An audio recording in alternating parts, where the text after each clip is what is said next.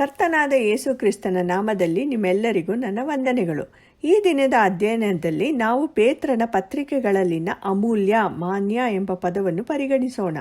ಇದನ್ನು ಪೇತ್ರನು ತನ್ನ 2 ಪತ್ರಿಕೆಗಳಲ್ಲಿ 7 ಬಾರಿ ಬಳಸಿರುತ್ತಾನೆ.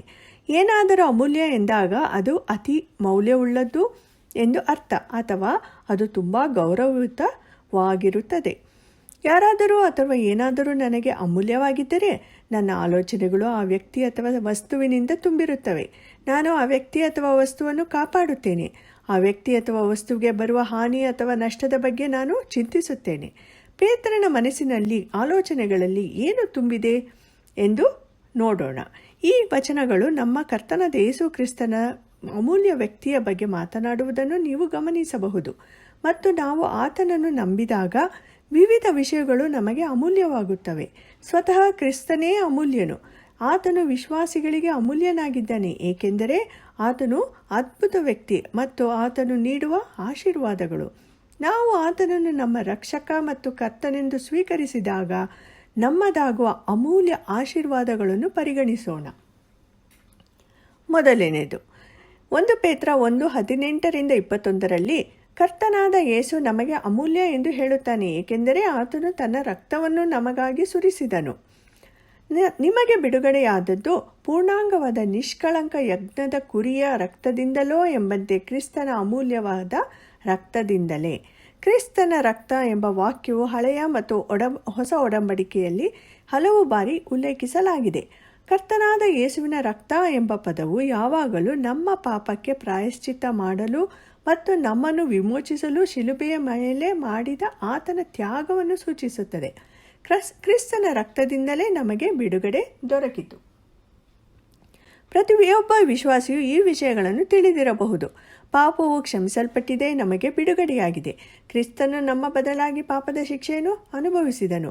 ದೇವರು ಉತ್ಪತ್ತಿಗೆ ಮೊದಲೇ ಗೊತ್ತು ಮಾಡಲ್ಪಟ್ಟು ಅಂತ್ಯಕಾಲದಲ್ಲಿ ಕ್ರಿಸ್ತನು ನಮಗಾಗಿ ಪ್ರತ್ಯಕ್ಷನಾದನು. ಕ್ರಿಸ್ತನು ಸತ್ತವರೊಳಗಿಂದ ಎಬ್ಬಿಸಲ್ಪಟ್ಟನು. ಆತನ ಬಲಿಯನ್ನು ದೇವರು ಸ್ವೀಕರಿಸಿದನು. ಇದೆಲ್ಲವೂ ಕ್ರಿಸ್ತನ ರಕ್ತವನ್ನು ಸುರಿಸಿದ ಕಾರಣಗಳು ನಿಜ. ಇದು ಅಮೂಲ್ಯವಾದುದರಲ್ಲಿ ಆಶ್ಚರ್ಯವಿಲ್ಲ. ಮತ್ತು ಕ್ರಿಸ್ತನ ರಕ್ತವು ಎಷ್ಟು ಅಮೂಲ್ಯವಾದುದು ಎಂದು ನಾವು ತಿಳಿದಾಗ ಕ್ರಿಸ್ತನು ಎಷ್ಟು ಅಮೂಲ್ಯನು ಎಂದು ನೋಡಲು ನಮಗೆ ಸಹಾಯವಾಗುತ್ತದೆ. ಎರಡನೆಯದು, 2 ಪೇತ್ರ 1:1 ನಾವು ಆತನಿಂದ ಪಡೆದ ನಂಬಿಕೆಯಿಂದಾಗಿ ಕರ್ತನಾದ ಯೇಸು ಅಮೂಲ್ಯನು ಎಂದು ಹೇಳುತ್ತದೆ. ನಮ್ಮ ದೇವರ ಮತ್ತು ರಕ್ಷಕನಾದ ಯೇಸು ಕ್ರಿಸ್ತನ ನೀತಿಯಿಂದ ನಮ್ಮೊಂದಿಗೆ ಅಮೂಲ್ಯವಾದ ನಂಬಿಕೆಯನ್ನು ಹೊಂದಿದವರಿಗೆ. ಎಲ್ಲ ವಿಶ್ವಾಸಿಗಳು ನಂಬಿಕೆಯನ್ನು ಹೊಂದಿದ್ದಾರೆ. ಅದುವೇ ಅವರನ್ನು ವಿಶ್ವಾಸಿಗಳನ್ನಾಗಿ ಮಾಡುತ್ತದೆ. ನಾವು ಅದನ್ನು ಪಡೆದುಕೊಂಡಿದ್ದೇವೆ, ನಮ್ಮ ಸ್ವಂತ ಪ್ರಯತ್ನದ ಫಲವಾಗಿ ಅಲ್ಲ, ಆದರೆ ಅದು ದೇವರಿಂದ ಮತ್ತು ಪವಿತ್ರಾತ್ಮನ ಕಾರ್ಯದ ಮೂಲಕ ನಮಗೆ ಕೊಡಲಾಗಿದೆ. ಮತ್ತು ಈ ನಂಬಿಕೆಯು ಅಮೂಲ್ಯವಾದುದು, ಏಕೆಂದರೆ ಅದು ಕರ್ತನಾದ ಯೇಸು ಕ್ರಿಸ್ತನ ಒಕ್ಕೂಟಕ್ಕೆ ನಮ್ಮನ್ನು ತರುತ್ತದೆ. ಆದ ಕಾರಣ ಸಾರಿದ ವಾರ್ತೆಯು ನಂಬಿಕೆಗೆ ಆಧಾರ, ಆ ವಾರ್ತೆಗೆ ಕ್ರಿಸ್ತನ ವಾಕ್ಯವೇ ಆಧಾರ. ನಂಬಿಕೆಯ ಮೂಲಕ ಕೃಪೆಯಿಂದಲೇ ರಕ್ಷಣೆ ಹೊಂದಿದವರಾಗಿದ್ದೀರಿ. ಆ ರಕ್ಷಣೆಯು ನಿಮ್ಮಿಂದುಂಟಾದುದಲ್ಲ, ಅದು ದೇವರ ವರವೇ. ಈ ನಂಬಿಕೆ ಎಷ್ಟು ಅಮೂಲ್ಯವಾದುದು ಎಂದು ನಾವು ನೋಡುವಾಗ ಕ್ರಿಸ್ತನು ಸ್ವತಃ ಎಷ್ಟು ಅಮೂಲ್ಯನು ಎಂಬುದನ್ನು ನೋಡಲು ನಮಗೆ ಸಹಾಯವಾಗುತ್ತದೆ. ಏಕೆಂದರೆ ಕೃಪೆ, ರಕ್ಷಣೆ, ನಂಬಿಕೆ ಇವೆಲ್ಲವೂ ನಮಗೆ ಆತನ ಕೊಡುಗೆಯಾಗಿದೆ ಮತ್ತು ಅದು ನಮ್ಮನ್ನು ಆತನೊಂದಿಗೆ ಒಂದುಗೂಡಿಸುತ್ತದೆ. ಮೂರನೆಯದು, 1 ಪೇತ್ರನು 2:3-5 ಕರ್ತನಾದ ಯೇಸು ನಮಗೆ ನೀಡಿದ ಕೃಪೆಯಿಂದಾಗಿ ಅಮೂಲ್ಯ ಎಂದು ಹೇಳುತ್ತದೆ. ವಿಶ್ವಾಸಿಗಳು ಜೀವವುಳ್ಳ ಕಲ್ಲುಗಳಾಗಿದ್ದಾರೆ, ಏಕೆಂದರೆ ನಾವು ಕ್ರಿಸ್ತನೆಂಬ ಅಮೂಲ್ಯವಾದ ಜೀವವುಳ್ಳ ಕಲ್ಲಿನೊಂದಿಗೆ ಕಟ್ಟಲ್ಪಟ್ಟಿದ್ದೇವೆ. ನೀವು ಜೀವವುಳ್ಳ ಕಲ್ಲಾಗಿರುವ ಆತನನ್ನು ಸೇರಿಕೊಂಡಿದ್ದೀರಿ. ಆ ಕಲ್ಲನ್ನು ಮನುಷ್ಯರು ನಿರಾಕರಿಸಿದರೂ ದೇವರು ಅದನ್ನು ಆಯಲ್ಪಟ್ಟಿದ್ದು ಮಾನ್ಯವಾದದ್ದು ಎಂದು ಎಣಿಸಿದನು. ನೀವು ಸಹ ಜೀವವುಳ್ಳ ಕಲ್ಲುಗಳಾಗಿದ್ದು ಆತ್ಮ ಸಂಬಂಧವಾದ ಮಂದಿರವಾಗಲಿಕ್ಕೆ ಕಟ್ಟಲ್ಪಡುತ್ತಾ ಇದ್ದೀರಿ. ದೇವರ ಸಭೆಯನ್ನು ಇಲ್ಲಿ ಕಟ್ಟಡವೆಂದು ವಿವರಿಸಲಾಗಿದೆ. ಕ್ರಿಸ್ತನು ಸ್ವತಃ ಜೀವವುಳ್ಳ ಕಲ್ಲು ಅಥವಾ ಅಸ್ಥಿವಾರ. ಹಾಕಿರುವ ಅಸ್ಥಿವಾರವು ಯೇಸು ಕ್ರಿಸ್ತನೇ. ಆ ಅಸ್ಥಿವಾರವನ್ನಲ್ಲದೆ ಮತ್ತೊಂದು ಅಸ್ಥಿವಾರವನ್ನು ಯಾರೂ ಹಾಕಲಾರರಷ್ಟೇ. ನಾವು ಆತನೊಂದಿಗೆ ನಂಬಿಕೆಯಿಂದ ಒಂದಾದಾಗ ನಾವು ಜೀವವುಳ್ಳ ಕಲ್ಲುಗಳಾಗುತ್ತೇವೆ, ಏಕೆಂದರೆ ನಾವು ಆತನ ಜೀವವನ್ನು ಹಂಚಿಕೊಳ್ಳುತ್ತೇವೆ. ದೇವರು ನಮಗೆ ನಿತ್ಯ ಜೀವವನ್ನು ಅನುಗ್ರಹಿಸಿದನು. ಆ ಜೀವವು ಆತನ ಮಗನಲ್ಲಿ ಅದೇ.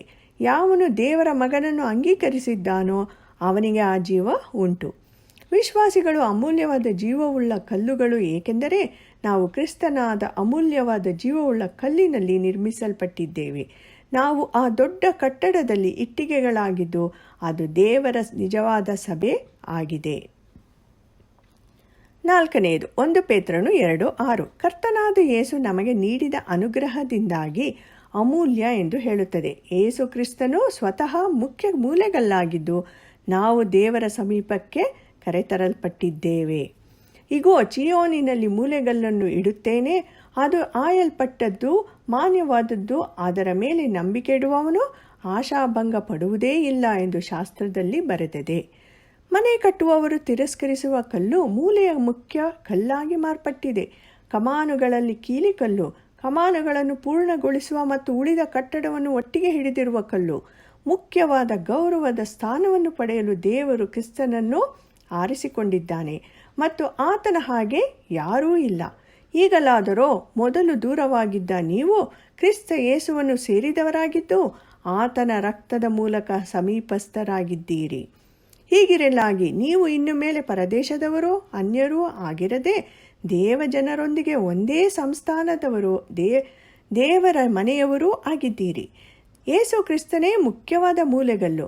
ಆತನಲ್ಲಿ ಕಟ್ಟಡದ ಎಲ್ಲ ಭಾಗಗಳು ಒಂದಕ್ಕೊಂದು ಹೊಂದಿಕೆಯಾಗಿ ಕಟ್ಟಡವು ವೃದ್ಧಿಯಾಗುತ್ತಾ ಕರ್ತನಲ್ಲಿ ಪರಿಶುದ್ಧ ದೇವಾಲಯವಾಗುತ್ತದೆ. 5. 2 ಪೇತ್ರನು 1:4 ಕರ್ತನಾದ ಯೇಸು ನಮಗೆ ಕೊಟ್ಟಿರುವ ವಾಕ್ಯದ ಕಾರಣ ಅಮೂಲ್ಯ ಎಂದು ಹೇಳುತ್ತದೆ. ದೇವರ ವಾಗ್ದಾನಗಳು. ದೇವರು ತನ್ನ ಪ್ರಭಾವ ಗುಣಾತಿಶಯಗಳಿಂದ ಅಮೂಲ್ಯವಾಗಿಯೂ ಉತ್ಕೃಷ್ಟವಾಗಿಯೂ ಇರುವ ವಾಗ್ದಾನಗಳನ್ನು ನಮಗೆ ದಯಪಾಲಿಸಿದ್ದಾನೆ. ಪೇತ್ರನು ತನ್ನ ವಾಕ್ಯದಲ್ಲಿ ದೇವರು ನಮ್ಮ ಎಲ್ಲ ಅಗತ್ಯಗಳನ್ನು ಪೂರೈಸುವ ಭರವಸೆಗಳನ್ನು ನೀಡಿದ್ದಾನೆ ಎಂದು ತಿಳಿಸುತ್ತಾನೆ.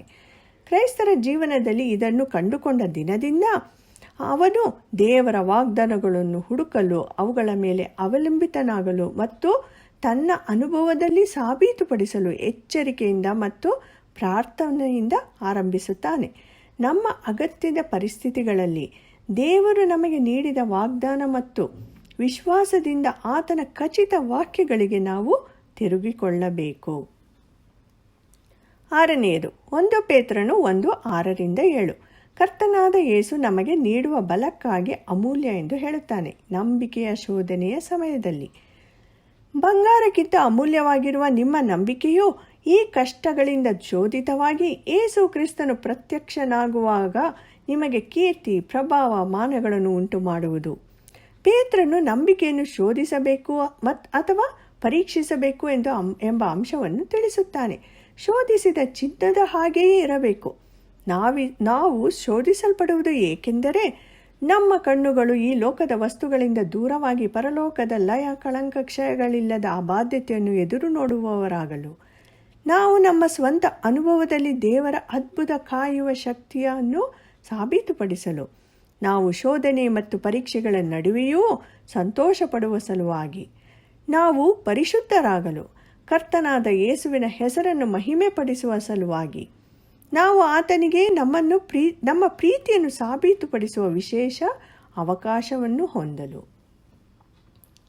7. 1 ಪೇತ್ರನು 2:7 ಕರ್ತನಾದ ಯೇಸುವೇ ಅಮೂಲ್ಯನು ಎಂದು ಹೇಳುತ್ತದೆ. ಆದುದರಿಂದ ನಂಬುವವರಾದ ನಿಮಗೆ ಈ ಮಾನವುಂಟು. ನಂಬದೇ ಇರುವವರಿಗೋ ಮನೆ ಕಟ್ಟುವವರು ಬೇಡವೆಂದು ಬಿಟ್ಟ ಕಲ್ಲೇ ಮುಖ್ಯವಾದ ಮೂಲೆಗಲ್ಲಾಯಿತು. ಯೇಸು ಕ್ರಿಸ್ತನು ಜೀವವುಳ್ಳ ಕಲ್ಲು, ಅಮೂಲ್ಯ ಕಲ್ಲು, ಮೂಲೆಗಲ್ಲು, ತಿರಸ್ಕರಿಸಿದ ಕಲ್ಲು. ಜನರು ಸಂರಕ್ಷಣೆಯೊಂದಿಗೆ ಸಂಪರ್ಕಕ್ಕೆ ಬಂದಾಗ ನಿಜವಾಗಿಯೂ ಅವರು ಏನೆಂದು ಅರಿಯುತ್ತಾರೆ. ನಿಜವಾದ ವಿಶ್ವಾಸಿಗಳಿಗೆ ಆತನು ಅಮೂಲ್ಯನು, ಅವಿಶ್ವಾಸಿಗಳು ಆತನನ್ನು ತಿರಸ್ಕರಿಸುತ್ತಾರೆ. ಎಲ್ಲ ಐಹಿಕ ಸಂತೋಷಗಳು ಕ್ರಿಸ್ತನಲ್ಲಿಂದ ತುಂಬಿದ ಜೀವನದೊಂದಿಗೆ ಒಂದು ಕ್ಷಣ ಕೂಡ ಹೋಲಿಸಲು ಯೋಗ್ಯವಿಲ್ಲ. ಅವನು 10,000 ಜನರಲ್ಲಿ ಧ್ವಜಪ್ರಾಯನು, ಅವನು ಸರ್ವಾಂಗದಲ್ಲಿಯೂ ಮನೋಹರನು. ಯೇಸು ಕ್ರಿಸ್ತನು ಎಲ್ಲದರಲ್ಲೂ, ಆತನು ಮಾಡಿದ ಎಲ್ಲದರಲ್ಲೂ ಆತನು ಅಮೂಲ್ಯನು. ಆತನು ತಿರುಗಿ ಬರಲಿದ್ದಾನೆ, ರಾಜಾದಿ ರಾಜನೂ ಕರ್ತರ ಕರ್ತನೂ ಆಗಿ. ಯೇಸು ಕ್ರಿಸ್ತನು ಅಮೂಲ್ಯನು. ಆತನು ನಮಗಾಗಿ ಸುರಿಸಿದ ಅಮೂಲ್ಯ ರಕ್ತದಿಂದಾಗಿ ನಾವು ಇದನ್ನು ಅರಿತುಕೊಳ್ಳುತ್ತೇವೆ. ನಾವು ಆತನಿಂದ ಪಡೆದ ಅಮೂಲ್ಯವಾದ ನಂಬಿಕೆ, ಅಮೂಲ್ಯ ಅನುಗ್ರಹದಿಂದ ನಾವು ಜೀವಂತ ಕಲ್ಲುಗಳಾಗಿದ್ದೇವೆ ಮತ್ತು ಆತನು ಮುಖ್ಯ ಮೂಲೆಗಲ್ಲಾಗಿದ್ದಾನೆ. ಆತನು ನಮಗೆ ನೀಡಿದ ಅಮೂಲ್ಯವಾದ ವಾಗ್ದಾನಗಳು ಮತ್ತು ಆತನು ನಮ್ಮ ಶೋಧನೆಯಲ್ಲಿ ನೀಡುವ ಅಮೂಲ್ಯವಾದ ಮಾರ್ಗದರ್ಶನ ಮತ್ತು ಬಲ, ಇವೆಲ್ಲ ಆಶೀರ್ವಾದಗಳನ್ನು ಅನುಭವಿಸಲು ಕರ್ತನಾದ ಯೇಸು ಪ್ರತಿದಿನ ನಮ್ಮ ಹೃದಯಕ್ಕೆ ಹೆಚ್ಚು ಅಮೂಲ್ಯವಾಗಲಿ. ನಾನು ಪ್ರತಿದಿನ ಅವನೊಂದಿಗೆ ನಡೆಯುವಾಗ ದಾರಿಯುದ್ದಕ್ಕೂ ಅವನು ನನಗೆ ನೀಡುವ ಸಂತೋಷದ ಒಡನಾಟ, ಶೋಧನೆಯ ಸಮಯದಲ್ಲಿ ನನ್ನ ದೌರ್ಬಲ್ಯಕ್ಕೆ ನೆರವಾಗುವ ಆತನ ಶಕ್ತಿ, ಆತನು ನಿಷ್ಠಾವಂತ, ಅವನು ನನ್ನ ಎಲ್ಲ ಪ್ರಯಾಣದಲ್ಲಿ ನನ್ನ ಪಕ್ಕದಲ್ಲಿ ನಡೆಯುತ್ತಾನೆ, ಹೆಚ್ಚು ಹೆಚ್ಚು ಅನುಗ್ರಹವನ್ನು ಅವನು ಕೊಡುತ್ತಾನೆ. ಪ್ರತಿದಿನ ದಾರಿ ಪ್ರಕಾಶಮಾನವಾಗಿರುತ್ತದೆ, ಏಕೆಂದರೆ ಅವನು ನನ್ನ ಹೃದಯದಲ್ಲಿ ವಾಸಿಸುತ್ತಾನೆ. ಕರ್ತನಾದ ಯೇಸು ಪ್ರತಿದಿನ ನಮ್ಮ ಹೃದಯಕ್ಕೆ ಹೆಚ್ಚು ಅಮೂಲ್ಯವಾಗಲಿ.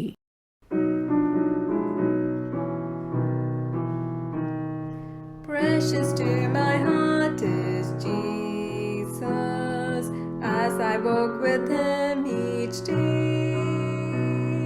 Sweet companionship he gives me all along the gladsome way. Precious to my heart is Jesus, everywhere whatever I do.